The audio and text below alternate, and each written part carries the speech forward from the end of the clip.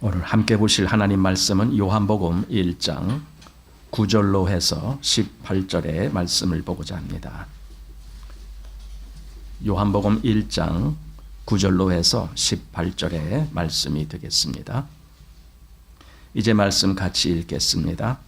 참빛 곧 세상에 와서 각 사람에게 비추는 빛이 있었나니 그가 세상에 계셨으며 세상은 그로 말미암아 지은 바 되었으되 세상이 그를 알지 못하였고 자기 땅에 오매 자기 백성이 영접지 아니하였으나 영접하는 자 곧 그 이름을 믿는 자들에게는 하나님의 자녀가 되는 권세를 주셨으니 이는 혈통으로나 육정으로나 사람의 뜻으로 나지 아니하고 오직 하나님께로서 난 자들이니라. 말씀이 육신이 되어 우리 가운데 거하심에 우리가 그 영광을 보니 아버지의 독생자의 영광이요 은혜와 진리가 충만하더라. 요한이 그에 대하여 증거하여 외쳐 가로되 내가 전에 말하기를 내 뒤에 오시는 이가 나보다 앞선 것은 나보다 먼저 계심이니라 한 것이 이 사람을 가리킴이라 하니라.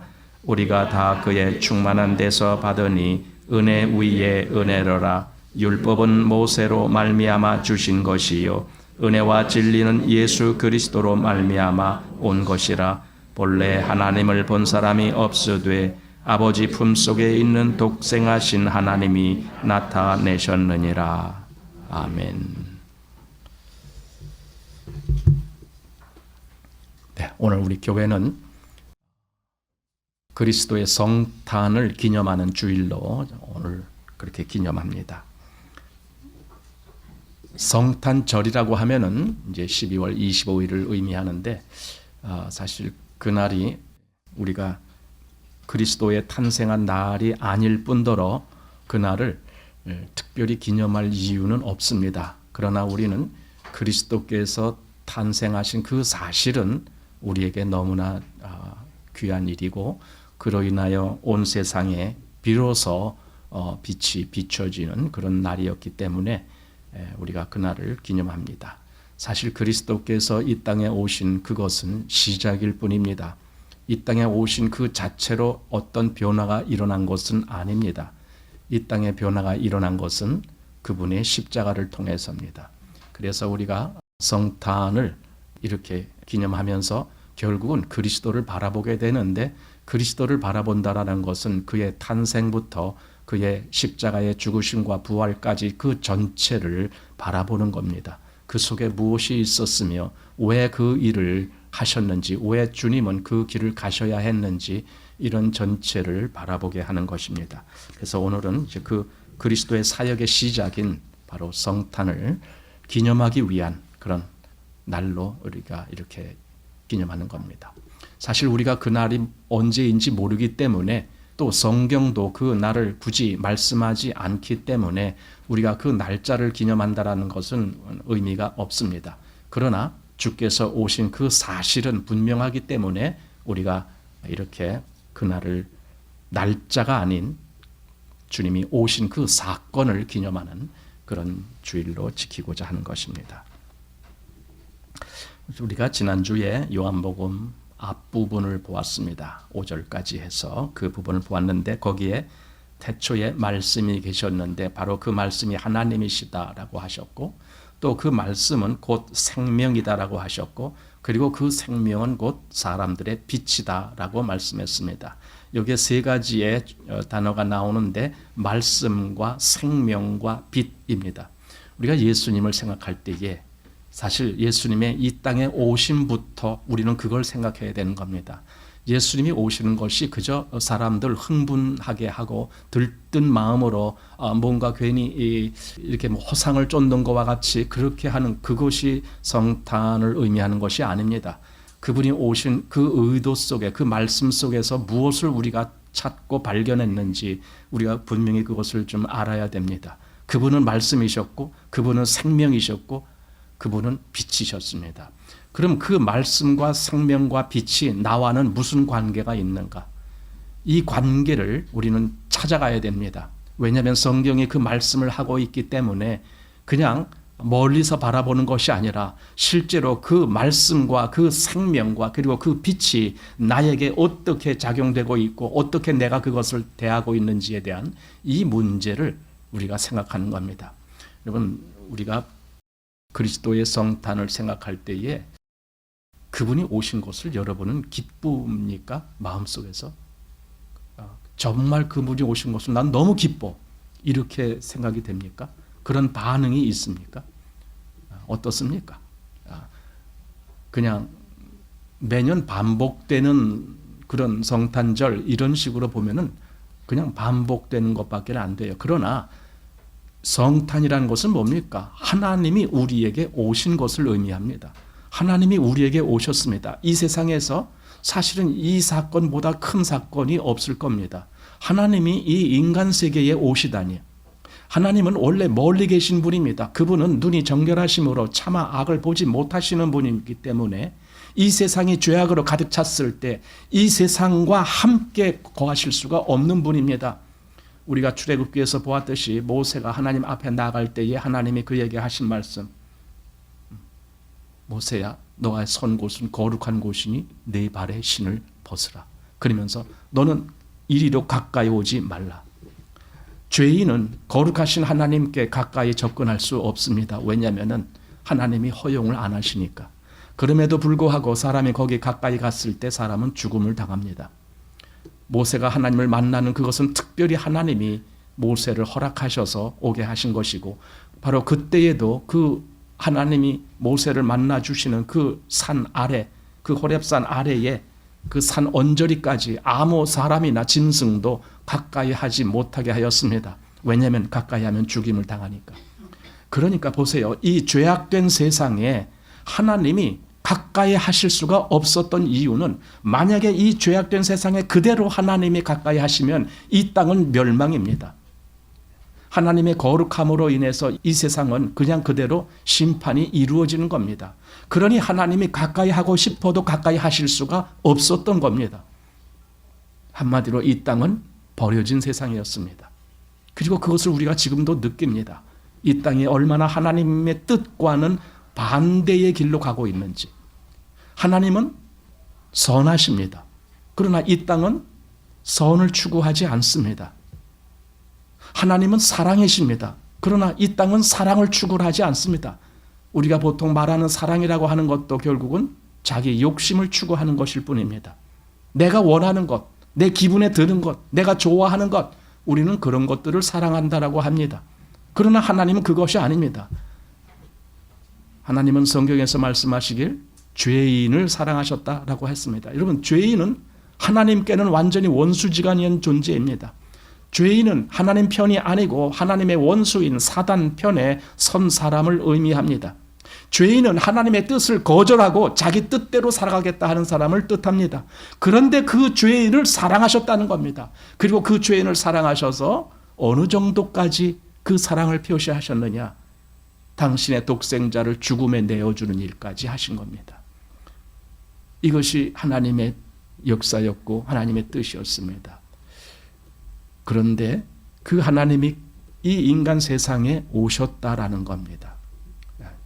어떤 면에서는 이건 큰일 날 일일 수도 있습니다. 아니, 그 거룩하신 하나님이 이 죄 많은 인간 세상에 오시다니, 그러면 이 인간 세상은 어떻게 되는 거야?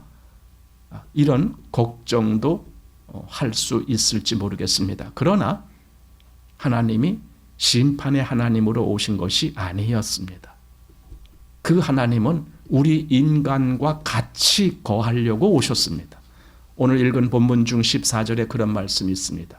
말씀이 육신이 되어 우리 가운데 거하심에. 여러분, 거한다란 말은 함께 어울린다라는 거예요.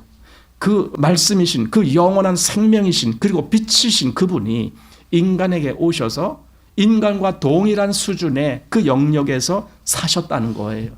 그래서 예수님은 인간처럼 피곤함도 느끼시고, 때로는 지치기도 하시고, 때로는 마음에 그 어떤 그 화를 품기도 하시고, 그래서 그 육신이 결국은 사람들한테 보이시고, 육신이 친히 뭘 음식을 잡수시기도 하시고, 또는 배를 타고 가시다가 고물에서 주무시기도 하시고, 이런 인간과 동일한 그런 영역 속으로 오셨습니다. 그러면서도 그분은 동일하게 원래 하나님이셨습니다. 그래서 예수님을 하나님인 동시에 인간이 되신 분, 한자로 신인 이렇게 말하기도 합니다. 신인, 하나님이시며 또한 사람이시다 이렇게도 말합니다. 그분으로 오신 것입니다. 그것이 말씀이 육신이 되어 우리 가운데 거하셨다라고 하는 뜻입니다. 이것만큼 놀란 말이 없습니다. 우리는 요한복음 말고 다른 세 복음서가 있는데 거기서는 이 세상의 각도로 보는 아주 자세한 내용들을 기록하고 있습니다. 그래서 처녀 마리아의 몸에 성령으로 잉태돼서 그 아기 예수로 태어났다, 뭐 이런 자세한 내용을 말하고 있습니다. 그러니까 그 공관복음에 나오는 예수님에 대한 기록은 사실적인 내용을 기록하기 위한 목적이었습니다. 이 눈으로 보는 그 사실적인 내용, 그것이 마태, 마가, 누가복음에 기록된 것이었습니다. 그러나 요한복음은 그렇게 기록하지 않았습니다. 요한복음에는 아기 예수란 말도 없습니다. 성탄절을 어떻게 해석했느냐? 하나님이 오신 것이다. 이렇게 해석을 하는 겁니다. 그리고 우리가 그걸 알아야 됩니다. 왜냐하면 우리를 구원하는 구원이 바로 거기서 나오기 때문에 그래요. 그 하나님이 오신 그 사실 속에서 왜 그분이 오셨는지, 그리고 그분이 오신 것이 나와는 무슨 상관이 있는 것인지, 이런 영적인 의미 속에서 찾아야 되는 겁니다. 그것이 발견되지 아니한 사람은 그냥 감상적으로만 예수님을 알 뿐입니다. 그래서 성탄절 즐기자 이런 얘기가 나오는 것뿐입니다. 성탄절 들뜬 마음으로 행복하게 지내자, 이것이 예수님을 감상적으로 보기 때문에 생겨난 습성입니다. 그러나 이 요한복음은 그렇게 보지 말라라는 겁니다. 그게 중요한 것이 아니라는 겁니다. 그분은 원래 이 세상을 창조하신 창조주였는데, 만물이 그로 말미암아 지은 바 되었는데, 이 세상에 오히려 그분을 알아보지도 못한 그런 아주 정말 기가 막힌 상황. 어떻게 피조된 세상이 자기를 창조한 창조주를 알아보지도 못하는가? 그분이 이렇게 육신을 입고 오셨는데도 세상은 뭐라고 소리쳤습니까? 저 사람을 죽여라. 그 소리밖에 다른 얘기를 못했잖아요. 이것만큼 엉터리가 어디 있습니까? 그게 세상이라고요. 그러니 거기서 감상주의자가 돼갖고 성탄절 기념합시다, 축하합니다, 이런 식으로 떠드는 것이 중요한 것이 아니라 성탄이 뭐냐를 알아가는 게 더 중요한 거예요. 그 하나님이 오신 것이 뭘 얘기하느냐. 여러분에게는 그 성탄이 어떤 의미가 있습니까? 하나님이 육신을 입고 오신 그것이 과연 나와는 무슨 상관이 있는가? 이거 참 중요한 겁니다. 여기 5절 말씀에 그랬잖아요. 지난번에 봤는데 빛이 어둠에 비추되 어둠이 깨닫지 못하더라 했을 때, 그 깨닫지 못한다는 말이 이기지 못하더라, 이렇게 이런 말로도 해석이 된다. 그런 뜻이 있다라는 거예요, 원래 단어 속에. 그러니까 어둠은 빛을 이기지 못한다.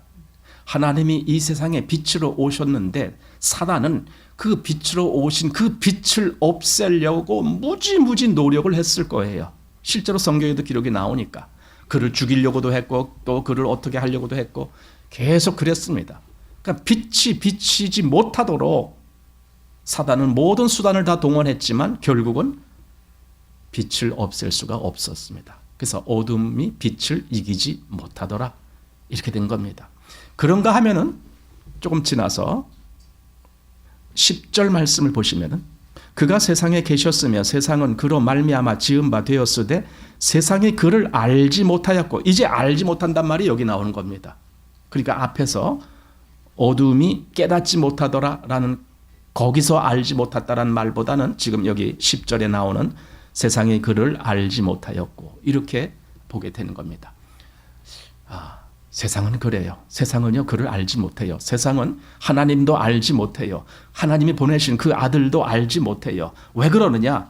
세상은 어둠에 있기 때문에 그래요. 어두울 때는요, 아무것도 분별하지 못합니다. 어둠에서는요, 무엇이 옳고 그른지도 모릅니다. 어느 길로 가야 내가 살 수 있는지, 어느 길에 함정이 있는지 아무것도 보이지 않습니다. 여러분이 참 어둠에 한번 있어 보는 것도 좋을 것 같아요. 근데 요즘은 어둠에 있는다는 것이 거의 불가능합니다. 왜냐하면 밤에도 빛이 있으니까. 여기저기 불빛 켜놓고 있으니까. 잠자려고 방에 이렇게 누워 있어도 벌써 유리창이 훤합니다. 왜냐하면 밖에 불들이 있으니까. 아파트에도 그 무슨 보안등들이 여기저기 켜 있고 그러니까 창문으로 이렇게 훤한 빛이 옵니다. 아무 빛이 없는 아주 캄캄한 어둠 속에 한번 있어 보는 것도, 거기서 과연 내가 뭘 할 수 있으면 뭘 볼 수 있을까? 출애굽기에 보면은 애굽의 재앙을 내릴 때 9번째 재앙이 그 애굽 전역에 하나님이 어둠이 임하게 하셨는데 손으로 더듬어야 될 정도의 어둠이었다. 그러니까 보이는 게 아무것도 없으니까 더듬어야 되는 거예요. 그런 어둠이 임하게 하셨다라는 말씀을 우리는 보았습니다. 한번 어둠에 있었다라면은 그 어둠이 얼마나 우리로 하여금 정말 죽음의 길을 걷게 하는지를 알게 됩니다. 여러분, 그런데요, 어둠이 왜 어둠이라고요? 빛이 없으니까 어둠이에요. 그건 다시 말하면은요, 이 세상이 어둠이다라는 겁니다. 이 세상이 빛을 잃어버렸기 때문에 이 세상은 어둠입니다. 사도 바울은 나중에 그가 사도행전 뒷부분에 가서 자기에게 주어진 사명이 뭐냐 하면은 그리스도께서 나를 이방인에게 보내서 이방인들로 하여금 어둠에서 빛으로 오게 하는 그 일을 내게 분부하셨습니다. 이런 이야기를 하는 거예요. 어둠에서 빛으로. 이 땅은 어둠입니다. 이 땅은 어둠 속에 있습니다. 그런데 우리가 성탄이라고 하는 것에 대한 의미는요, 바로 그 어두움에 빛이 오셨다는 겁니다. 이게 우리가 생각하는 성탄이라는 개념입니다. 빛이 어둠에 오셨구나. 왜 오셨습니까? 어둠 속에 빛을 비추시려고. 그 역사입니다. 그게 우리에게 진짜 의미가 있는 것입니다. 그냥 크리스마스가 의미 있는 것이 아니라 그 빛이 어둠을 몰아내고 어둠을 다 깨부수고 거기에 환한 빛이 비치도록, 그 빛은 무슨 빛이고, 여기 아까 앞에서 뭐라 했습니까? 생명의 빛. 여기 어디입니까? 이 생명은 사람들의 빛이라 4절에 그랬습니다. 이 생명이 사람들의 빛이다. 그러니까 빛 그러면 거기에 생명을 의미하는 겁니다. 그럼 어둠은 뭘 의미합니까? 사망을 의미하는 겁니다. 죽음을 의미하는 거였습니다. 그러니까 이 세상이 그런 세상이었습니다. 다시 말해서 이 세상이 전부 사망과 죽음의 그 어둠이었는데 거기에 빛이 확 하고 온 거예요. 그것이 주님께서 이 땅에 오신 성탄의 의미입니다. 그런데 그 빛을 믿으라는 거예요. 그 빛을 바라보라는 거예요. 그 빛을 영접하라는 거예요. 근데 우리는 그렇지 않는 거예요. 그럴 재간이 없죠. 어떻게 빛을 영접하고 어떻게 빛을 바라봅니까? 빛이 보이지도 않는데. 빛이 없어서 빛이 안 보인다는 것이 아니라 눈이 가려지면은 빛이 안 보여요. 소경은 밤에만 어두운 것이 아니라 낮에도 어두워요. 옛날에 그 얘기가 있었죠. 왜 사람들은 밤에 되면 이렇게 옛날에 등불을 앞에다 이렇게 들고 다녔습니다. 근데 소경이 있었는데 그 소경이 밤에 이렇게 등불을 들고 다니더라는 거예요. 그러니까 어떤 사람이 와서, 아니 당신은 어차피 등불 켜나 안 켜나 못 보는 건 똑같은데 왜 등불을 켜고 다닙니까? 그랬더니 이건 나를 위한 것이 아닙니다. 다른 사람들이 나를 보라라고 한 겁니다. 나를 보지 못하면 내게 와서 쾅 부딪힐까 봐. 그래서 등불을 켜고 다니는 겁니다. 뭐 그런 얘기를 했다라고 합니다. 예. 눈이 감겨 있으면 불을 켜도 안 보입니다. 눈이 떠져야 됩니다. 그런데 그 눈이 어디에서 감겼습니까? 마음에서 감긴 겁니다. 마음이 하나님을 보지 못하는 거예요. 마음이 빛을 감지하지 못하는 겁니다. 그게 인간의 비극이죠. 빛이 왔으되 이 세상에 그 빛을 알아보질 못하는 겁니다. 하지만 하나님의 역사는 그냥 오신 걸로 끝나지 않아요. 하나님은 그 빛을 바라볼 수 있는 역사를 하시는 거예요. 그것이 하나님의 역사고, 그래서 하나님은 그 독생자를 보내셨을 뿐더러 그 독생자로 하여금 모든 그 장애물을 다 제거하는 일을 하게 하셔서 다 이루었다라고 선포하게 하십니다. 그리고는 그분이 부활 승천하신 이후에 다시 성령을 보내시고 성령께서 하시는 일이 뭐냐? 그래, 하나님이 너희에게 이 모든 장애물을 다 제거했으니 그 이제 얼마든지 하나님을 믿을 수 있는 길이 열렸다라는 것을 확증시켜 줍니다. 그래서 우리 마음에 그리스도로 말미암아 하나님을 믿을 수 있게 만들어 주시는 분이 성령님이십니다. 여러분, 성령님은 우리 안에서 역사하십니다. 그래서 내 마음을 움직이는 분이에요. 그분은 아니라 그러니까 이런 공간적인 물리적인 공간의 개념 속에서 내 안, 그러니까 내 뱃속 뭐 이런 걸 의미하는 것이 아니라 내 마음까지도 역사하게 하는 분이 성령님이시다, 그 말입니다. 그래서 그분은 나로 하여금 비로소 내가 그분을 믿을 수 있게 그렇게 역사하시는 분이 성령님이시다라는 겁니다. 자, 오늘 여기 읽은 본문 중에 이제 우리가 9절부터 읽었지만 6절에서 8절까지에 누가 나오냐 하면은 세례 요한이 잠깐 나옵니다. 여기 하나님께로서 보내심을 받은 사람이 났으니 이름은 요한이라. 바로 이분이 세례 요한을 뜻하는 겁니다. 요한은 자기가 기록한 요한복음에다가 자기 이름을 쓰지는 않았어요. 주께서 사랑하시는 자 이런 식으로만 썼지 자기 이름을 직접 쓰질 않았습니다. 나중에 이제 요한이라는 이름이 또 나옵니다만은 그건 이제 잠깐 나오는 거고, 실제로 요한복음에서 요한이라고 쓴 이름의 대부분은 세례 요한을 뜻하는 이름이었습니다. 그래서 여기 이름은 요한이라 저가 증거하러 왔으니 곧 빛에 대하여 증거하고 모든 사람으로 자기를 인하여 믿게 하려 함이라. 그는 이 빛이 아니요 이 빛에 대하여 증거하러 온 자라. 이렇게, 그러니까 세례 요한이 잠깐 기록됐는데 그가 무엇을 하는 자냐? 그는 빛을 증거해서 사람들로 하여금 그 빛을 믿게 하는 그 사명을 띠고 하나님께로부터 보냄을 입은 자다, 이겁니다. 여러분, 세례 요한은 정말 아주 큰 일을 하신 분이라고 봐야 됩니다. 그분은 여자가 낳은 자 중에 가장 큰 자라는 그런 호칭을 들을 만큼 정말 큰 일을 했습니다. 왜냐하면 예수님을 직접 증거했으니까. 나중에 우리 29절을 보면 아시겠지만 예수님을 가리켜서 사람들 앞에서 뭐라고 증거했습니까? 보라, 세상 죄를 지고 가는 하나님의 어린 양이로다. 예수님을 직접 증거하는 겁니다. 이분이 바로 세상 죄를 지고 가시는 하나님의 어린 양이야. 이분이 그분이야. 사실 어린 양에 대해서 성경은 우리 구약 성경에서 여러 번 말씀한 것을 보게 됩니다. 그 중에 가장 우리에게 또 마음에 와닿는 어린 양이 있습니다. 바로 이스라엘이 출애굽할 때 유월절의 어린 양이 있습니다.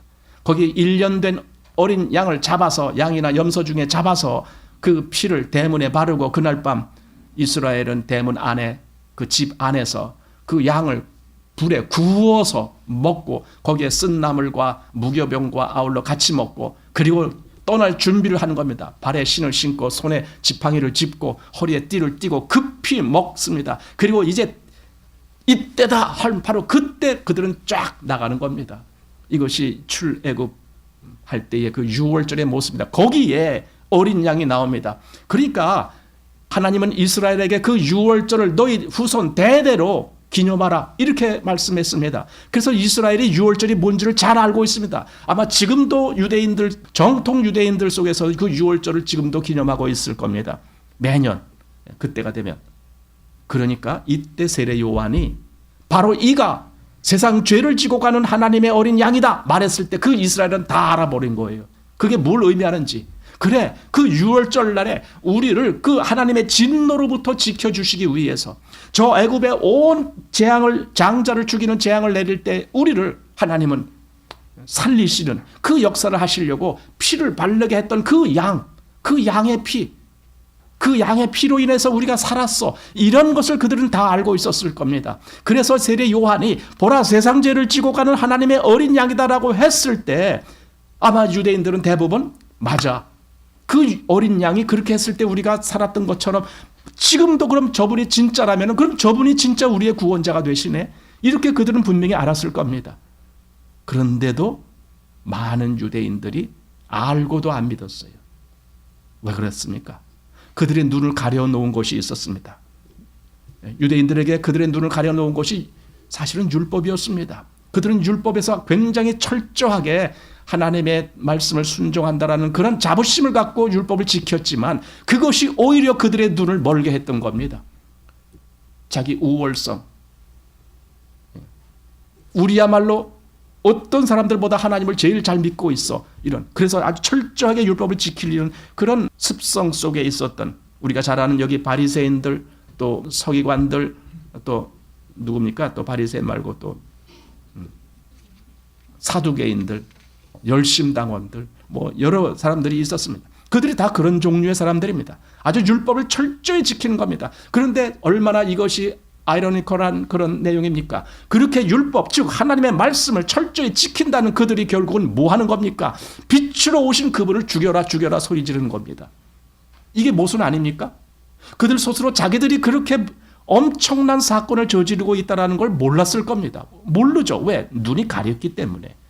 눈이 가렸기 때문에 그 일을 하면서도 자기들은 하나님의 일을 열심히 한다라고 자부했을 겁니다.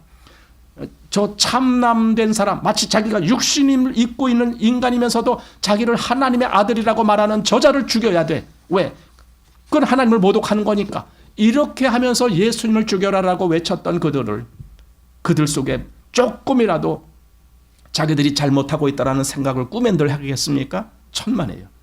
그들은 그냥 그대로 예수님을 죽이는 데까지 가면서도 그대로 자기들은 모든 일을 다 완벽하게 잘 처리하고 있다, 이런 생각을 했을 겁니다. 여러분, 그게 뭡니까? 인간의 무지입니다. 인간은 무지 속에서도 자기의 믿음을 자랑하고 있습니다. 인간은 무지 속에서도 자기가 살아있다라고 생각합니다. 자기가 하나님을 잘 믿는다라고 자부합니다. 그러니까 더 무지가 된 거예요. 예. 알지 못하는 그런 무지 속에서 그렇게 인간이 새로웠습니다. 그런데요, 인간이 그렇게 무지 속에 있던, 또는 인간이 그렇게 어둠 속에 있던, 사망 가운데 있던 그 모든 조건에도 불구하고 하나님은 빛으로 오신 겁니다. 하나님은 빛으로 오신 겁니다. 자, 오늘 다시 한번 성경 보겠습니다. 9절입니다. 참 빛. 왜 참 빛이라고 했습니까? 물론 우리는 세상에서도 빛이라고 하는 것을 압니다. 우리가 알듯이 이렇게 인공적인 빛도 있고 저기 태양이라는 자연적인 빛도 있고 빛이라는 것을 많습니다. 하지만 그것은 참 빛이 아닙니다. 이 모든 것들은 피조물일 뿐입니다. 그러나 피조물이 아닌 근본적인 빛, 빛의 그 근본적인 위치에서의 빛, 그리고 그 빛은 모든 것을 소성케 하는 생명의 빛, 그 빛, 그게 참빛, 참빛. 곧 세상에 와서 각 사람에게 비치는 빛이 있었나니. 특별히 왜 각 사람이라고 하셨을까요? 그냥 빛이 하늘에 쫙 비춰졌어, 이런 식으로 말하는 것하고 각 사람에게 비치는 빛이 있었다. 여러분, 빛은요, 각 사람, 개개인에게 비춰지는 거예요. 그게 무슨 말입니까? 개개인의 마음 속에 들어가야 돼요, 그 빛이. 그러니까 그 마음을 닫아놓은 사람은 이 빛을 받지 못하는 거예요. 이건 각 사람에게 비치는 빛인데, 각 사람에게 비치는 빛이 있었나니 그가 세상에 계셨으면, 세상에 계셨다, 세상에 오셨다는 말입니다. 다시 요 밑에서 아까 14절에 그랬잖아요. 말씀이 육신이 되어 우리 가운데 거하셨다라는 거예요. 그래서 그분은 세상에 계셨습니다. 아니, 이 인간 세상에, 이 죄 많은 세상에, 이 사망의 세상에, 이 어두움의 세상에 빛이신 그분이 와서 여기 계셨다니까요. 근데도 사람들이 그를 몰라보고 있는 거예요. 엄청난 모순이죠. 왜 그를 몰라봤을까요? 왜 그를 몰라봤을까? 그 마음은 사단에 의해서 가려있는 마음이기 때문에 그냥 어둠 속에 있는 거예요. 저는 이렇게 생각해요. 지금 오늘 좀 이따가 뭐 성탄절 그러는데, 성탄절 되면은 사람들이 너무 흥분을 해요. 기분 좋다고. 그래서 성탄절 되면은요, 벌써 우리나라에 요즘 그 새로운 문화가 자리를 잡았는데, 새로운 문화가 뭐냐면 카페 문화라는 겁니다. 한 10년 전만 해도 그런 카페 별로 없었어요. 요즘 카페들은 전부 대형 카페죠. 옛날처럼 무슨 뭐 다방 그래갖고 어디 한 구석에 있는 그런 거 아니고, 아주 건물도 크게 으리으리하게, 장식도 멋있게 이렇게 하는 카페들이 요즘 유행이죠. 그리고 거기서는 커피만 파는 것이 아니라 뭐 여러 가지 다양한 먹을거리를 같이 팔고 하는 거죠. 그런데 여러분, 어제도 우리 남전도회에서 이제 연말에 이제 한 번씩 우리가 이제 야외에 가서 같이 야외 모임을 갔는데 어제도 다녀왔습니다. 그런데 이제 점심 식사를 하고 이제 차 한 잔씩 마시기 위해서 가까이 있는 카페에 들어갔습니다. 그런데 카페마다 아니면 그 식당마다 공통점이 있습니다. 뭐 식당이고 카페고 뭐고 어디든지 공통점이 있습니다. 뭐냐면 거기에 크리스마스 트리를 딱 해놓는다는 거. 반짝반짝 이렇게. 그거 왜 해놓는 겁니까? 장식이죠. 시대에 따른 장식입니다. 근데 왜 그런 장식을 합니까? 여러분, 거기에 정말 이 빛이 세상에 오신 그 하나님을 기념하기 위해서 그렇게 했다라고 보십니까? 아니잖아요. 사람들 마음을 끌기 위해서 해놓은 거 아닙니까? 사람들에게 그것을 보여주기 위해서, 그래서 사람들로 하여금 여기 뭐 있다 한번 가보자 이렇게 하기 위해서 만들어 놓은 거 아닙니까? 그렇죠. 그러니까 이 성경에서 말하는 이 어둠을 비추는 빛이 오신 그 성탄을 얘기하는 것이 아니라 그냥 사람들 즐겁자라고 만든 거예요. 그게 세상입니다. 바로 그래서 제가 성탄절이라는 그 날을 이 성경과는 다르게 보는 이유가 그겁니다. 성탄절은 그야말로 사람들이 즐기는 날로 이게 뭔가 전도됐다 그러나요? 그 뜻이 바뀌었다라고 하나니까 하여튼 그럽니다. 아마 웬만한 술집도 다 요즘은 반짝반짝하게 만들어 놨을 겁니다. 특별히 이런 날 때문에. 요 밑에 이 건물 밑에도 뭐 있는 것 같던데. 그렇습니다. 그게 성탄절이라면 굳이 우리가 성탄절을 사람들로 하여금 그렇게 오해하도록 만들 필요는 없지 않는가, 그겁니다.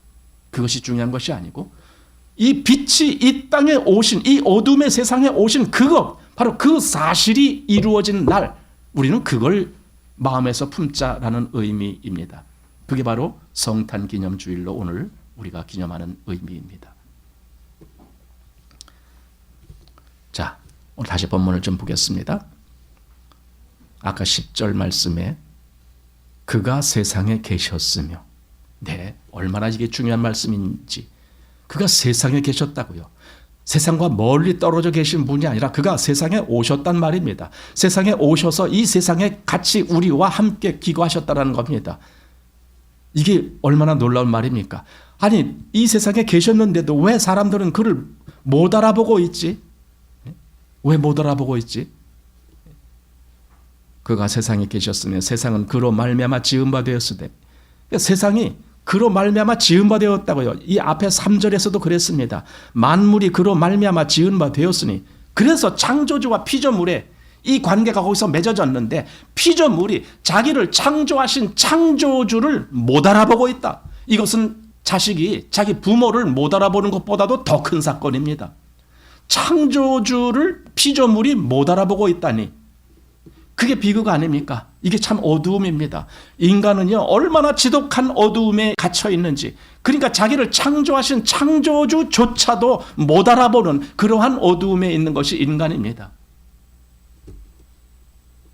세상이 그를 알지 못하였고 자기 땅에 오매 자기 백성이 영접지 아니하여, 자기 백성이라고 하는 것은 여기서는 좀 특별한 어떤 백성을 의미하는 겁니다. 물론 넓게는 모든 백성이 다 하나님께서 창조하신 피조물이기 때문에 하나님의 백성이다라고도 할 수 있지만, 특별히 구약을 바탕으로 해서 본다라면은 유대인들에게 이 말씀이 해당될 거라고 보여집니다. 그래서 예수님도 유대 혈통 속에서 오신 겁니다.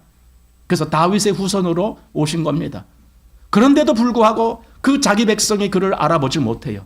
오히려 배척해요. 그냥 알아보지 못하고 그냥 무관심하고 끝난 것이 아니라 저를 죽여야 되겠다라고.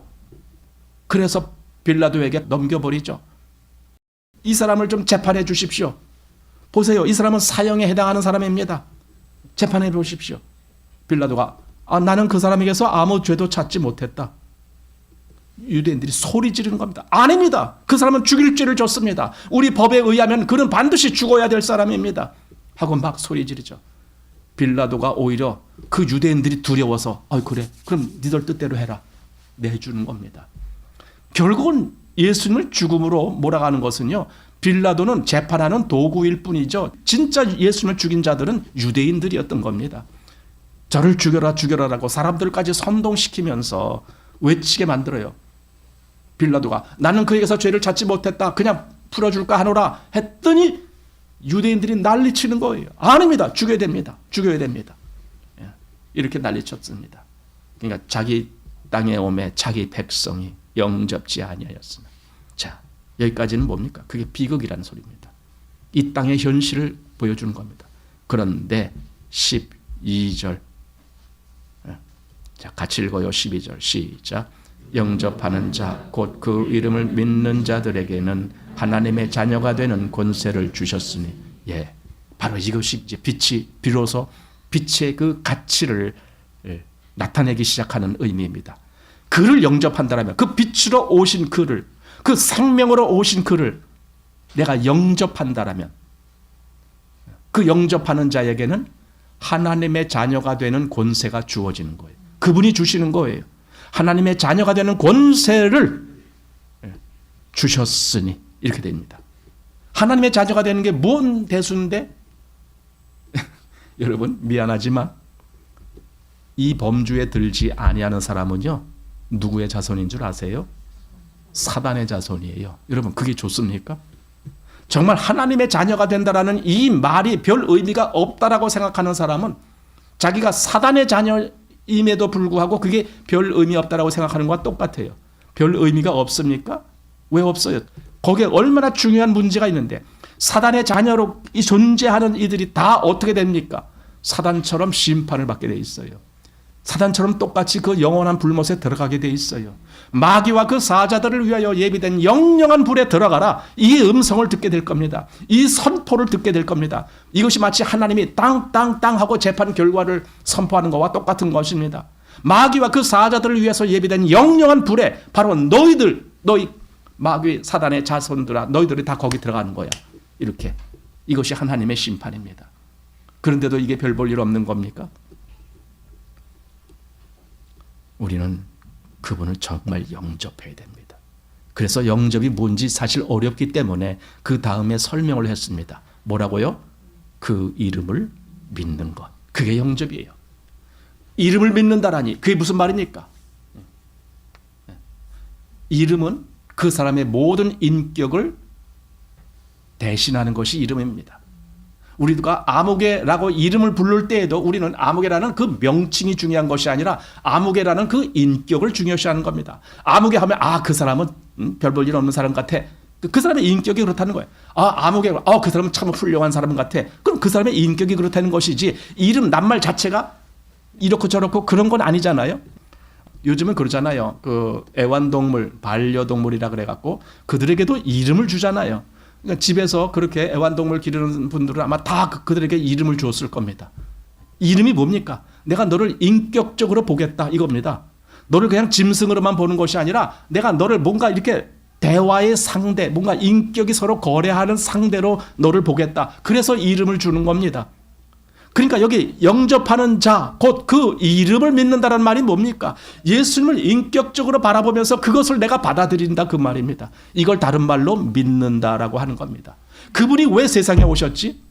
그분이 세상에 오셔서 왜 그 십자가의 길을 가셨지? 왜 죽음을 택하셨지? 왜 그리고 그분이 부활하셔서 하나님 우편에 가셨지? 이런 모든 그분이 하신 그 모든 역사를 그분의 인격의 소산물로 보게 되는 겁니다.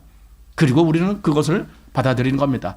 더군다나 더 중요한 것이 있습니다. 그 아들을 보내시는 하나님의 뜻, 그 아들, 자기의 독생자를 보내시는 하나님의 계획, 그것이 그 이름에 담겨 있다는 겁니다. 그래서 그 이름을 믿는다는 것은 하나님이 그 이름을 통해서 약속하신 약속을 내가 그대로 신뢰합니다. 이것은 다시 말해서 난 하나님을 믿습니다. 그 얘기입니다. 그래서 요한복음 5장 24절에 진실로 진실로 너에게 이르노니 내 말을 듣고 또 나 보내신 이를 믿는 자는 영생을 얻었고 라고 말하는 겁니다. 거기서 중요한 것이 있습니다. 내 말을 듣고 또 나 보내신 이를 믿는 자는 영생을 얻었고 그랬잖아요. 아니 내 말을 듣는다라는 것이 뭡니까? 누가 무슨 말을 한다라고 할 때 그걸 듣는다라는 개념이 뭡니까? 그 사람을 인격적으로 인정하는 거예요. 내가 무시하는 것이 아니라 그를 존중하는 거예요. 그래서 내 말을 듣고 할 때는 그를 여기서 말한 대로 믿는 걸 얘기하는 거예요. 그러니까 주님을 믿음으로 말미암아 하나님을 믿게 되는 그 역사가 이루어지는 겁니다. 여러분, 주님을 믿는다라는 것은, 예수님을 믿는다라는 것은 동일하게 그 예수님을 보내신 하나님을 믿는 거가 되는 거예요.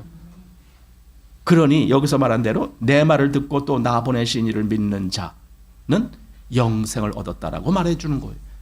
여기서 1장에서는 그 이름을 믿는 자들에게는 하나님의 자녀가 되는 권세를 주셨다, 또 이렇게 말하는 겁니다.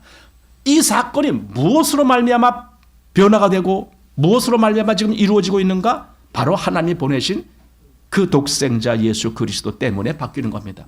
그래서 이 땅에서 지금 이 빛으로 오신 예수님이 그 모든 역사의 핵심이고 주인공이십니다. 물론 다른 데도 다 성경이 증거하는 것과 그렇지만 특별히 요한복음에 바로 그 얘기를 하고 있는 겁니다. 바로 그 하나님이 보내신 독생자를 너는 믿어야 된다, 그거예요. 너는 믿어야 된다. 왜냐하면 유일한 길이니까. 예수님이 요한복음 14장에서 직접 그 말씀하시죠. 내가 곧 길이요 진리요 생명이니. 그리고 그 다음 나로 말미암지 않고는 아버지께로 올 자가 없느니라. 이 말이 뭡니까? 그분이 유일하신 길이라는 거예요. 유일한 길. 그로 말미암지 않으면 어느 누구도 하나님께 갈 수가 없어요. 그러니 아까 바리새인들, 서기관들, 또 사두개인들, 그들이 뭐 했다고요? 그들이 열심히 지킨 건 뭐예요? 율법이었잖아요. 미안하지만 율법은 길이 아니에요. 예수님이 길이에요. 예수님이. 율법은 누구로 말미암아 주신 것이라고요? 여기 아까 그랬잖아요. 17절 말씀. 율법은 모세로 말미암아 주신 것이요 은혜와 진리는 예수 그리스도로 말미암아 온 것이다. 내가 정말 은혜와 진리를 원한다면 난 예수님께로 가야 되는 거예요. 율법이 아닌 거예요. 왜 이 말을 구별합니까? 물론 율법도 하나님의 말씀입니다. 율법도 귀한 겁니다. 율법도 우리는 그 속에서 아주 우리는 정말 중요한 하나님의 뜻을 발견하게 되는 겁니다. 그럼에도 불구하고 율법은 나를 살리지 못합니다. 율법은 나를 그리스도에게로 인도는 하지만 율법 자체가 나를 살리는 것은 아닙니다. 그 바리새인들이 그렇게 율법을 철저히 지키려고 애를 쓰고 온 노력을 다 거기다 투입해서 아주 철저하게 율법을 지켰지만 결론은 뭡니까? 그들이 간 길은 사망의 길이었습니다. 그들은 진짜 빛이 왔을 때 빛을 몰라보게 되었습니다. 그게 율법의 결과였습니다.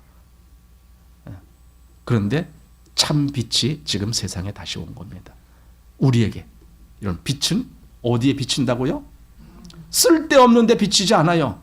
여기 참 빛이 세상에 오셨는데 그 빛은 아무데나 비추는 것이 아닙니다. 각 사람의 마음에다 비추는 겁니다.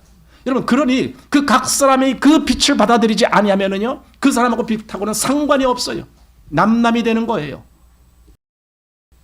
그러나 여기 영접하는 자, 그 빛을 받아들이는 자, 영접하는 자, 곧 그 이름을 믿는 자들에게는 하나님의 자녀가 되는 권세를 주셨으니 이는 혈통으로나 육정으로나 사람의 뜻으로 나지 아니하고 오직 하나님께로서 난 자들이니라. 여기 이 말씀 속에 뭐가 지금 나오는 거예요?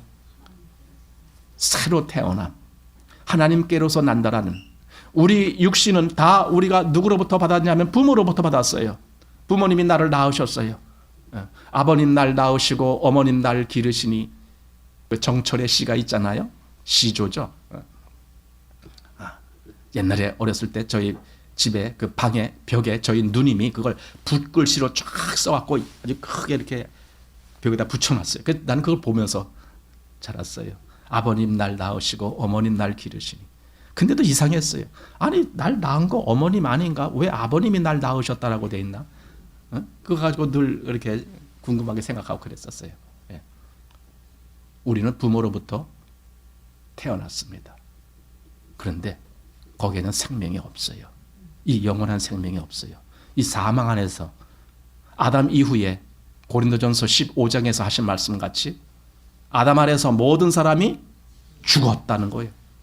오직 그리스도 안에서 모든 사람이 사는 거예요. 이 두 가지 차이가 있을 뿐입니다.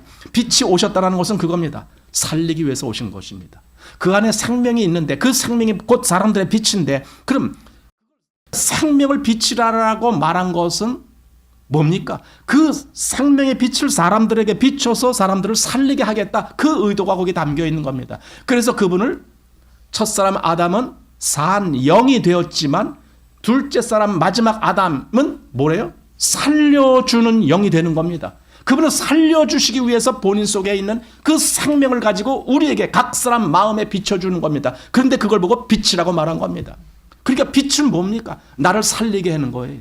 그걸 빛이라고 한 거예요. 그냥 이런 전등불 같은 그런 빛이 아니고 근본적으로 나의 이 사망을 당한 자에게 그 빛이 비춰짐으로 인해서 나를 살리게 만드는 것, 요걸 빛이라고 말한 거예요. 그게 진짜 빛이에요. 그래서 각 사람에게 비치는 빛이 있었나니 이렇게 말하는 겁니다. 여러분 느끼셨습니까? 저 빛이 내게도 비치셨어. 내 마음에도 비치셨어. 이걸 느껴야 됩니다. 여기 많은 분들이 그걸 느끼셨고 그래서 그런 말미암아 그 빛을 하고 믿었을 겁니다. 그 빛을 믿으라는 겁니다. 내가 아직 세상에 있을 때에 그 빛을 믿으라는 겁니다. 그러나 어떤 사람들에게는 아직도 그걸 못 느끼고 있을 겁니다. 그에게 빛이 안 비춰져서가 아니라 그가 마음문을 닫아놨기 때문에 그럽니다.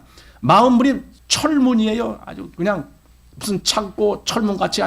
그러니 거기에 빛이 들어갈 여유가 없어요. 제발 그 문을 좀 열어놓으세요. 얼마든지 이 하나님의 빛이 내게도 올 수 있게 마음을 여십니다. 내가 문 밖에 서서 두드리노니 누구든지 문을 열면 내가 그에게로 들어가 그로 더불어 먹고 그는 나로 더불어 먹으리라. 내가 그에게 들어간다는 말씀을 하시는 거예요. 근데 왜 문을 안 여는가 이거죠. 그래서 빛이 들어갈 여력이 없는 거예요. 그 여유가 없는 거예요. 하지만 여기 영접하는 자, 그 빛을 받아들이는 자, 그걸 정말 인정하고 맞습니다. 나 그 말이 진짜인 걸로 내가 믿습니다. 하나님이 그 아들을 보내신 이유가 나를 구원하시려고 보내신 것을 내가 이제 알았습니다. 사실은요, 빛을 본다라는 것은요, 빛에 대한 깨달음을 의미하는 겁니다. 저 빛이 뭘 얘기하는 것이지? 내게 무슨 의미를 주는 것이지? 하고 그 빛에 대한 그 속성과 그 모든 성격과 그 모든 영향력과 그리고 그 모든 능력을 그걸 깨달았을 때 하나님, 나 이 빛을 나에게 주셔서 감사합니다. 이렇게 반응이 나오는 거예요. 그 사람이 이 빛을 영접하는 거고 받아들이는 겁니다. 그래서 그런 사람에게 하나님의 자녀가 되는 권세를 주셨다라고 하는 것이고 여기에 이는 혈통이나 육정이나 사람의 뜻으로 나는 것이 아니다. 그건 혈통, 사람의 이 혈통, 우리가 보통 혈통적으로 부모님으로부터 이 혈통을 이어받아서 우리가 존재하는데 그걸로는 될 수가 없다. 그걸로는 우리는 이 사망의 세상에서 나올 수가 없다. 다시 말해서 거듭날 수가 없다. 다시 태어날 수가 없다. 그러나 아까 영접하는 자에게 하나님의 자녀가 되는 권세를 주신 그들에게는 여기 오직 하나님께로서 난 자들이 되는 거예요. 하나님께서 난다. 하나님으로부터 다시 태어난다라는 겁니다. 그래서 이걸 보고 중생이라고 말하는 겁니다. 또는 우리말로는 거듭남 이렇게도 말하는 겁니다. 한자로 중생, 우리말로는 거듭남, 영어로는 born again 이렇게 말하는 겁니다. 다시 태어나는 거예요. 왜 그런 일이 있어야 됩니까? 그런 일이 있지 않냐면 죽음에 그냥 있는 거기 때문에 그 죽음으로부터 다시 생명을 받아서 생명으로 다시 나오는 걸 이걸 보고 거듭나는 거고 다시 태어나는 거 중생이라고 말하는 거예요. 그런데 그 역사가 어떻게 이루어지느냐고요. 이건 하나님께로서 나는 거다. 하나님이 그 생명을 주셔서 다시 나게 하는 것이다. 그래서 여러분 우리가 이렇게 거듭난 사람들이 하나님을 뭐라고 호칭하느냐 하면은 아버지라고 호칭해요. 나의 아버지십니다. 물론 나의 하나님이십니다. 그렇지만 나의 아버지도 되십니다. 하나님이 나를 낳게 하셨고 나를 자녀 삼으셨습니다. 그러니 하나님이 나의 아버지십니다. 여러분은 여러분이 기도할 때에 하나님이라는 호칭도 사용하지만 아버지라는 호칭을 혹시 사용하십니까? 아버지 하고 불러보신 적 있습니까? 내가 진짜 하나님의 자녀입니다. 하나님이 나를 낳으셨습니다. 그러니 내가 하나님을 아버지라고 부릅니다. 여기 오직 하나님께로서 난 자들이니라. 자, 이렇게 말하고 그리고 14절입니다. 같이 시작. 말씀이 육신이 되어 우리 가운데 거하심에 됐습니다. 이게 바로 성탄입니다. 그 말씀이 육신이 되어서 우리 가운데 거하시는 일이 일어난 것 이걸 보고 우리가 성탄이라고 얘기하고 날짜로 성탄절 그리지만 날짜가 아니고 이 사건 이 성탄이라고 하는 이 사건 이것이 우리에게는 너무나 큰 일이고 중요한 일이기 때문에 말씀이 육신이 되었대요. 여러분, 그 말씀은 어떤 말씀인데 앞에서 봤습니다. 그분은 원래 태초에부터 계신 분이에요. 영원히 계신 분이라고요. 그분은 하나님과 함께 계신 분이에요. 그리고 그분은 곧 하나님이셨던 분이에요. 만물이 그로 말미암아 지은 바 되었습니다. 그 안에는 생명이 있습니다. 그 생명된 그 빛이 육신이 됐다는 거예요. 이것은요, 무한하신 하나님이, 전능하신 하나님이, 그리고 모든 것을 다 아시는 하나님이, 그분에게는 아무것도 부족한 것이 없으신 하나님이 우리 인간 세계는 뭔데? 이건 무한이 아니고 유한한 거예요. 인간 세계는 그야말로 죄의 그 범벅이 된 세상입니다. 여기에는 아무 빛이 없습니다. 이런 세상으로 여기서 살 수 있는 인간의 존재로 오셨다는 겁니다. 이게 우리가 보는 말씀이 육신이 되어 우리 가운데 거하시네. 한마디로 하나님께서 인간의 모양을 입으시고 오셨다, 그 말입니다. 물론 그 속에 하나님의 그 속성도 그대로 갖고 계셨어요. 그래서 그분을 하나님이면서 동시에 인간이다. 그래서 신인 이렇게 말하는 거예요. 그분은 하나님이시면서 동시에 인간이시다. 이렇게도 말하는 거예요. 어쨌든 인간이 되셨다고요. 인간을 입으셨다고요. 그래서 예수님이 친히 이런 말씀을 하셔요. 본인을 뭐라고 말해요? 인자. 왜? 인자. 여러분, 인자라는 말은 나는 사람의 아들이다, 그 말이에요. 다시 말해서 나도 사람이 됐어, 그 말이에요. 그러니까 왜 하나님이 그 인간, 마리아라고 하는 한 인간을 통해서 아기로 태어나서 인간을 입으셨느냐? 그래야 사람과 함께 있으려고. 그렇지 않으면 하나님은 하나님대로 따로 거하실 수밖에 없어요. 왜냐하면 하나님은 원래 거룩하신 분이니까. 이 죄인과 같이 섞일 수가 없어요. 구원의 길이 열리질 않아요. 왜냐하면 구원의 길이 어떻게 열려야 됩니까? 우리 구약에 보면은 대제사장이 나옵니다. 그가 1년에 한 번씩 지성소에 들어갑니다. 그런데 대제사장마다 어디서 취하게 돼 있어요? 너희 가운데서 취한 자다. 너희 그 레위인 속에서, 특별히 아론의 후손 속에서 거기서 취한 자를 대제사장으로 세우는 거예요. 그래야만이 다른 사람들을 대표해서 하나님을 만나는 겁니다. 그게 지성소에 들어가는 문제입니다. 왜 그래야 됩니까? 다른 사람들이 다 갈 수가 없기 때문에.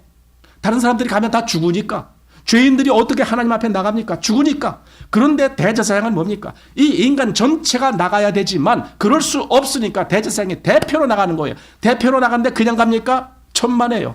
저 번제단에서 거기서 죽임을 당할 그 짐승의 피를 가지고 가는 겁니다. 반드시 그래야 됩니다. 가서 거기 언약궤에 그 내 귀에다 그걸 피를 바르고 거기다 뿌리고 이렇게 그 위에 또 뭡니까? 속죄소 위에다 피를 쏟아놓고 이렇게 해야만 됩니다. 그러니까 보세요. 우리와 동일한 연약성을 가진 대제사장인데 그가 거기서 하나님을 만나는 거예요. 이게 놀라운 거죠. 만약에 우리와 같은 이런 동일한 인간이 아니고 아주 특별히 천사가 와갖고 천사가 와서 우리 대신 제사장이 돼갖고 지성소에 들어가서 하나님을 만난다. 여러분, 그러면은요, 그 천사가 대제사장이 된 대제사장은 우리와 상관이 없어요. 그는 천사니까 간 거지만 우리는 못 간다, 이렇게 되는 거예요. 그래서 예수님이 우리와 똑같은 인간을 입고 오셔서 아니다, 인간이 갈 수 있는 길이 있어, 이걸 보여주시는 겁니다. 그래서 예수님이 인간이 되시는 겁니다. 마치 그 대제사장이 대표해서 들어갔던 것처럼 예수님은 우리를 대표해서 어디로 들어가셨어요? 하늘의 지성소에 들어가셨잖아요. 그 하늘의 성소에 들어가신 거예요. 그분이 예수님입니다. 거기에 그 피를 가지고. 근데 그 피는 소나 양이나 이런 피가 아니고 자신의 피를 가지고. 여러분, 이분이 예수님이십니다. 그분이 말씀이 육신이 되어 오신 분이십니다. 그분이 지금 우리를 위해서 우리의 모든 죄를 그렇게 하나님 앞에 자기의 피로 감싸서 갖고 가신 분이 예수님이십니다. 거기서 그분이 그 모든 우리의 죄값을 치르셨다는 증거가 곧 부활하심으로 우리에게 나타나신 것입니다. 그래서 로마서 4장 25절, 예수는 우리 범죄함을 위하여 내어줌이 되고, 이거죠. 그 범죄함 때문에, 그 죄의 문제 때문에 내어줌이 되고, 그 다음에 우리를 의롭다 하심을 위하여 살아나셨느니라, 이거죠. 그 말이 무슨 말이냐면 우리를 의롭다 하시란다는 말은 우리의 죄가 다 갚아졌다, 그 말이거든요. 그래야 우리에게 더 이상 죄가 남아있지 않아야 우리가 의롭다함을 얻을 수 있는 길이 열린 거거든요. 바로 그 일을 위해서 예수님이 보여주신 것이 있는데 부활이라는 겁니다. 부활은 뭡니까? 내 죄의 값을 다 갚았다라는 의미입니다. 사람이 무슨 일을 하기 위해서 그 일을 착수할 때는 그 일을 하고 있습니다. 그러나 그가 그 일을 끝내기 전에는 쉬지 못하는 겁니다. 안식이 없는 겁니다. 예수님이 그 사망의 길로 가셨는데 거기서 그가 부활을 못하셨다면 그 사망의 길에서 계속 우리 죄를 위해서 계속 값을 치르고 있는 중입니다. 얼마 동안 끝없이 영원까지 계속 내 죄값을 치러야 된다. 그러면 뭡니까? 부활 못합니다. 그런데 예수님은 내 값을 다 치르셨기 때문에 그 사망에서 생명으로 부활을 하신 겁니다. 그럼 나는 그걸 보고 뭐라고 얘기하는 거예요? 아, 내 죄값을 다 갚았습니다. 하나님이. 예수께서 내 죄를 짊어지시고 죽음의 길을 가셔서 내 죄값을 다 치르셨기 때문에 저렇게 부활하셨구나. 이것이 우리에게는 증거가 되는 겁니다. 무슨 증거요? 믿을 만한 증거. 우리가 믿을 수 있는 증거를 예수님 부활하심으로 보여주신 것입니다. 사도행전 17장을 한번 보십시오.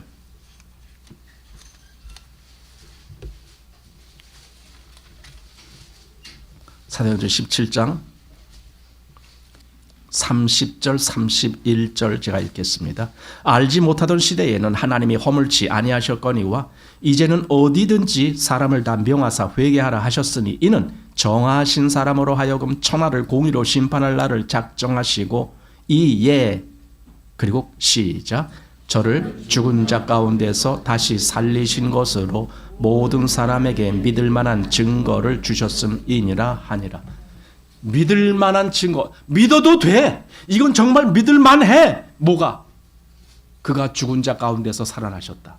그것은 곧 내 모든 죄를 다 그분이 갚으셨다. 얼마든지 믿어도 된다는 거예요. 이것이 그분이 죽은 자 가운데서 살아나셨다는 의미예요. 여러분, 우리가 바로 그렇게 해서 믿는 자가 된 거 아닙니까? 우리가 무엇 때문에 도대체 무슨 근거로 하나님을 믿는 자가 됐다라고 말합니까? 그 예수님이 죽은 자 가운데서 부활하셨다고요. 그것 때문에 나는 하나님 앞에 난 그렇게 말하는 겁니다. 하나님, 바로 이것이 내가 믿는 근거입니다. 내게 소망을 주신 근거가 바로 이겁니다. 그분이 부활하셨다는 것은 곧 내 모든 죄를 갚으셨다는 것을 의미하는 거 아닙니까? 그러니 나는 얼마든지 하나님을 믿는 자가 되겠습니다. 이겁니다. 이것이 우리가 여기서 보는 말씀입니다. 그래서 그 시작이 바로 말씀이 육신이 되어 우리 가운데 거하신 그 일로부터 시작이 된 겁니다.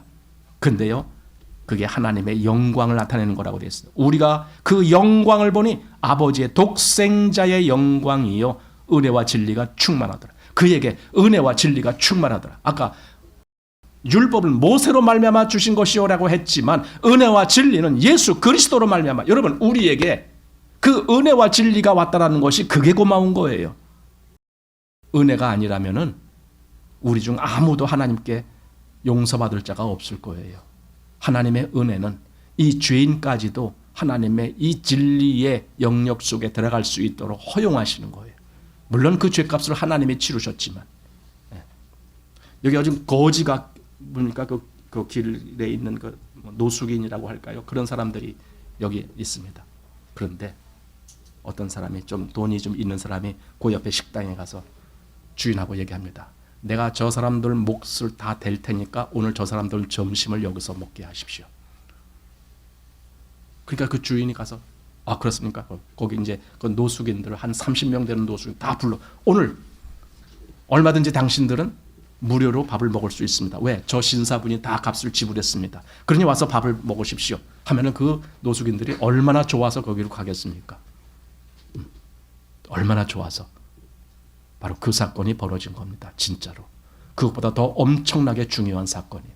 죽어있는 자들에게 얼마든지 생명 얻는 길을 얻게 하는 그 일을 하시는 그분이 내가 죽음에서 생명을 얻는 일을 방해하던 그 죄값을 다 치르시고 그분이 다 죄값을 치르시고 얼마든지 오라라고 얼마든지 생명을 얻으라고 너희 돈 없는 자들아 너희는 와서 사 먹되 돈 없이 값 없이 와서 포도주와 저주를 사라고 부르시는 겁니다. 수고하고 무거운 짐진 자들아 다 내게로 오라 내가 너희를 쉬게 하리라 부르시는 겁니다. 내게로 오라라고 왜? 내가 너희 죄값을 다 치렀어. 너는 이제 하나님의 은혜를 받을 수 있는 그 위치에 있어. 그렇게 부르는 겁니다. 그것이 독생자가 오셔서 하신 일입니다. 자, 그러면서 16절 우리가 다 그의 충만한 데서 받으니 은혜 위에 은혜로라. 이것이 바로 은혜 위에 은혜입니다.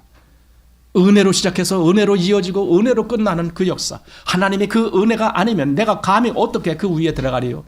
그 속에 어떻게 갈 수가 있을까? 하나님이 은혜가 아니라면 내가 어떻게 살 수가 있을까? 은혜 위에 은혜로라.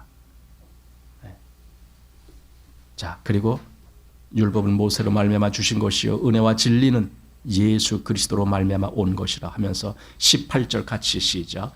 본래 하나님을 본 사람이 없으되 아버지 품속에 있는 독생하신 하나님이 나타내셨느니라. 예, 여기 이 말을 우리말 번역상 약간 좀 이게 약간 오해 소지를 갖게 하는 그런 말로 번역된 것 같지만은요. 다시 한번 제가 설명해서 말씀드릴게요. 본래 하나님을 본 사람이 없으되 본 사람이 없죠. 왜? 하나님과는 멀리 떨어져 있는 존재이니까 감히 가까이 갈 수도 없죠. 하나님을 본 사람이 없으되 근데 아버지 품속에 있는 독생하신 하나님이, 여기서 독생하신 하나님은 바로 그 독생자를 이야기하는 겁니다. 아들 예수 그리스도를 이야기하는 겁니다. 그 아들 독생자가 뭘 했다고요? 나타내셨느니라 이거예요. 하나님을 본 사람이 없지만 하나님이 인간에게 가까이 오실 수 있도록, 인간에게 보일 수 있도록 하나님을 여기서 드러내신 분이 바로 예수 그리스도시다 그 말입니다. 예수님이 한마디로 하나님과 인간이 만날 수 있는 길을 열어놓으신 거예요. 그래서 아까 요한복음 5장 24절에 진실로 진실로 너에게 이르노니 내 말을 듣고 또 나 보내신 이를 믿는 자는, 이렇게 말했던 거예요. 예수님 말씀을 듣고 그리고 하나님을 믿는 자가 되는 거예요. 왜냐하면 예수님이 바로 그 독생하신 하나님이 하나님을 나타내셨기 때문에, 하나님을 우리에게 보이셨기 때문에, 우리로 비로소 하나님을 알아볼 수 있게 하셨기 때문에, 그래서 하나님을 알고 믿게 되는 겁니다. 그걸 누가 하셨느냐? 독생하신 하나님, 즉 예수님께서 그 일을 하셨다 이겁니다. 예. 여러분, 이 성탄은요 바로 그분이 이 땅에 오신 날을 의미하는 겁니다. 우리는 그날이 1년 중에 몇 월 며칠인지 알지 못합니다. 하지만 분명한 것은 그 날이 있었다라는 건 분명합니다. 왜냐하면 성경이 기록하고 있으니까. 성경은 날짜를 기록하고 있지는 않지만 그분이 이 땅에 오신 그것은 분명히 기록하고 있으니까. 그래서 우리가 그것을 아는 겁니다. 그래서 우리 마음에 그 사실을 소중히 받아들이고 감사하고 그로 인하여 하나님 앞에 경배하는 그런 마음을 갖게 되는 겁니다. 이것이 성탄을 맞이하는 참된 성도의 마음이다라고 생각됩니다. 여러분들에게 오늘이 그런 마음을 생각하는 날로 기억되기를 바랍니다. 기도합니다. 하나님 아버지, 벌써 오래전에 하나님은 독생자를 보내시고 우리로 그 독생자로 말미암아 하나님의 자녀가 되는 그 길을 열어주시고 믿음으로 말미암아 우리가 거듭나고 생명을 얻는 역사를 하시는 아버지, 그 모든 은혜에 감사를 드립니다. 우리가 세상에 버림바가 되지 아니하고 하나님의 이 은혜와 진리 안에서 하나님이 주시는 이 큰 혜택을, 즉 죽은 자가 살아나는 이 큰 역사를 누리게 하셨으니 정말 감사드립니다. 하나님, 그리고 더 바라옵기는 이 일이 우리 주변에 더 많은 사람들에게도 증거가 되고 더 많은 사람들도 이 역사에 체험하게 되고, 그래서 죽은 자가 살아나는 이 놀라운 역사가 지금도 계속 이어질 수 있도록 하나님 그렇게 역사하여 주옵소서. 특별히 이 교회 속에 있는 성도들을 통하여 하나님의 이 역사가 이루어져서 열매를 거둘 수 있도록 은혜를 내려 주옵소서. 예수님 이름으로 기도하옵나이다. 아멘.